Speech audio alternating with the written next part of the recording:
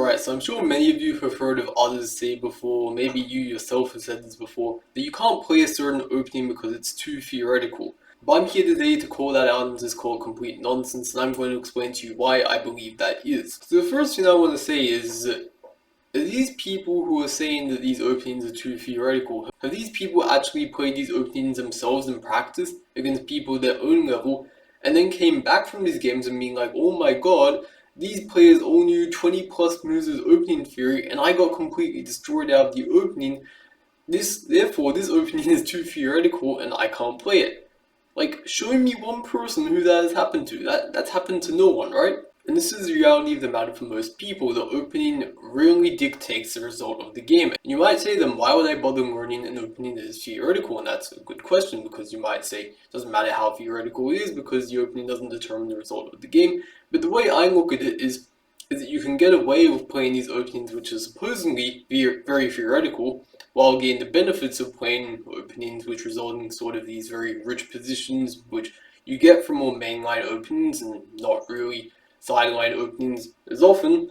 And because of that, you get the benefits of playing these very rich positions without having to worry that you're going to get outbooked because your opponent's some crazy Fury Maniac, which they're probably not. And in general, this brings me to another point in that many people, including myself at times, even though over many games and tournaments I've seen that I've generally been a lot better prepared than most of my opponents, there's always that sort of subconscious fear that, maybe that guy, maybe he knows something that I don't, and I'm not so sure I should play this because he might know more theory than me. In reality, even with players who have been like a few hundred rating points higher than me, very often I've been able to hold myself in the opening, and I've learned that these guys a lot of the time, they don't know like any like special secrets in the opening a lot of the time. And so if that's the case with people at the title level, imagine with what it's like at like the 1500 level, for example. I can tell you from my experience, for example, that these guys really do not know much theory at all, and I'm going to show you one quick example actually of a tournament I recently played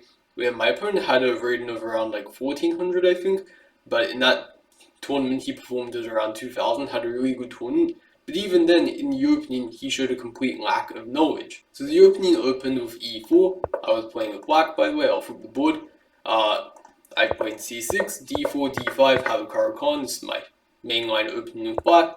He plays knight f3, which already is kind of a bit inaccurate because if you, one, you could play the panel variation, but when you play knight f3, it doesn't work as well. And if you play the exchange variation, you'd rather delay the development of the knight. So basically, this knight development move, while it looks very natural, is kind of a bit inaccurate in both cases. But anyways, it's not too bad. But what really stuck out to me was in this position here, he didn't even play bishop d3 or develop the bishop like that or put a pawn on c3. He put his knight on c3 like this, which really doesn't make much sense. You're blocking the c-pawn like this from going to c3 or c4 potentially, and this is just known to be a positional mistake. This doesn't even require much like theoretical knowledge to know not to play this.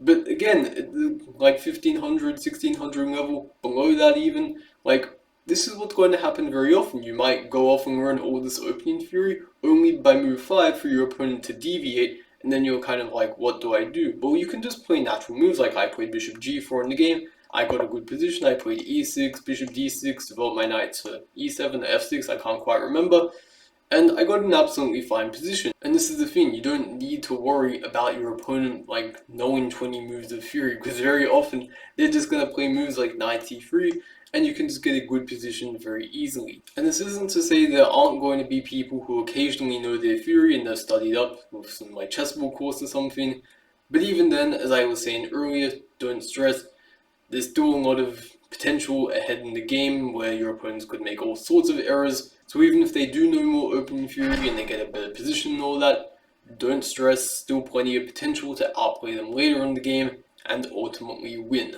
Anyways, that's all I have for this video. I hope that you learned something and you found it useful and perhaps reassuring, and if you liked it, please like the video, subscribe to the channel for more content like this, and please comment down below if you have any questions or criticisms about what I said, and also if there's any content you'd like to see me make. Anyways, until next time, I'll see you.